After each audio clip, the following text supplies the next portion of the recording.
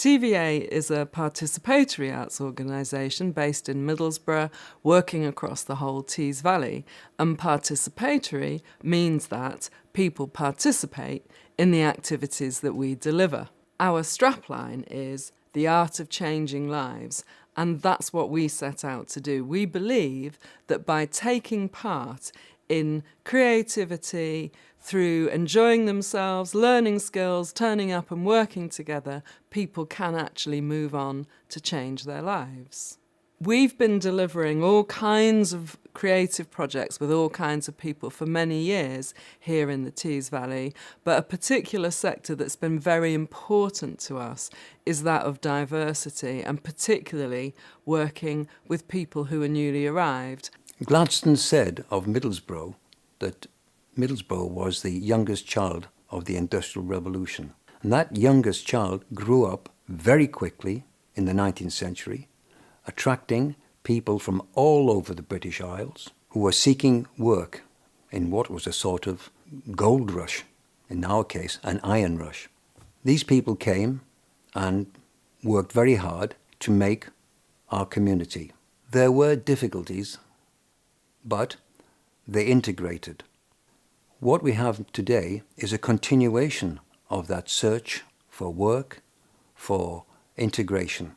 Following the government's policy of dispersing asylum seekers and refugees to the north of England, Middlesbrough has a significant number of such people. Indeed, one of the highest in the United Kingdom.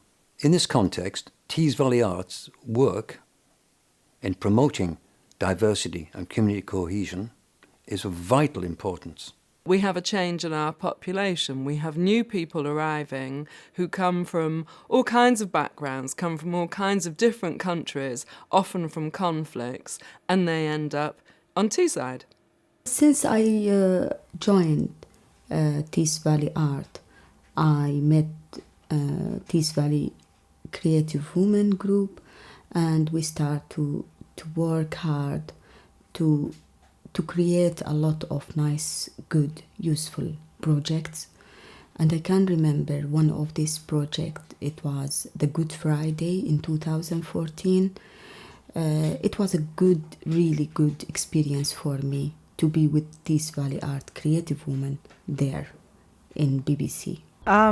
Tees Valley Arts helped with the formation of the group, Tees Valley Creative Afro Women Group. And what it gives us is guidance, training and direction and networking with other organizations. And one of the things they did, which was very profound, was making us work with the BBC when they were doing the Great North Passion recording. One of their workers, Maurice Dizou, wrote and produced a song, Karibisha Watu Kwako, which we sang as a group. And it helped us as Tees Valley Creative Afro Women Group propel into the limelight, where we got recognition from all over the United Kingdom, Australia, Africa, America. People were calling us from all over. They actually watched it on TV, so it was very, very profound. The arts and culture have a really great part to play because it can be activities through which people meet each other, have something to do in the day, learn how to find their way to places, so they're discovering about where they live.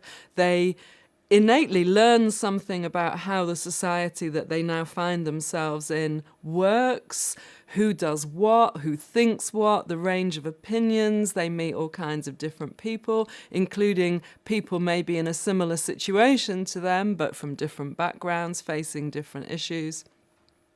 And they can also express themselves, gain skills, think about what they're going through, but not in a kind of a deep therapeutic way, but in a way that is broadly therapeutic. Well, art is a really important part of our culture.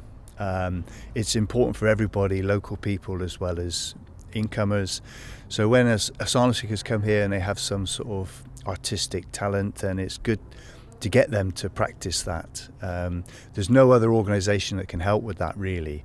And I think it's just so important because people tend to lose their identity when they suddenly become an asylum seeker divorced from their home country and their culture, and it gives them a sense of pride, it gives them something to do, it gives them some sort of status, and regularises their day-to-day activities while they're waiting for a decision. So it's a really important role, I think, that Tees Valley Arts plays in supporting people when they come here to continue with their arts. So when people come to Teesside, especially if they're newly arrived through seeking asylum, they have a whole set of immediate needs, which are obviously housing, health support, finances sorting out, schools if they've got kids, all those kinds of things. So when those immediate needs have been met, then they have to move on to thinking, how are they going to pass their times? How are they going to rebuild their lives? How are they going to meet other people? Sometimes how are they going to learn English? How can they go back to study? All those kinds of things. Some people want to, very rightly, celebrate their own cultures, think about their festivals, their costumes, their stories, their music, their dance, and it's great to support people to do that and to bring them together with other communities and the host community so that everyone has a good time, because that's how collaborative societies are built. There are differences within them, but people can respect and enjoy each other, and we think that's very important. We also at Tees Valley Arts have been engaged in putting on events for many years now, bringing in different acts, different musicians to Teesside, people who wouldn't be on the normal commercial run to come here. And just recently, for example, for Teesside University, we were able to bring in Dennis Bovell, who is an absolute legend of reggae, British reggae and lovers rock, and Benjamin Zephaniah. Now, these aren't newly arrived people, these are people who are British, but they represent other cultures, complex cultures within Britain. And it's great to bring those in to find new audiences where otherwise they wouldn't come. Tees Valley Arts, by organising headline concerts such as World Fest and grassroots participation in world culture, for example, African drummers going in to local primary schools and working with children to develop drumming skills, are all part of this thrust of helping people to become part of the wider community. I think that if Tees Valley Arts hadn't been here doing these kinds of activities, working with all kinds of different artists, working in the communities of the newly arrived people, then really no one would have done it. The organisations I've been with, the funders I've been with, like to support organisations that can demonstrate quality and can commit to quality and can also prove that they can reach a wide audience, because I think we have to prove that arts is high quality, but arts engages.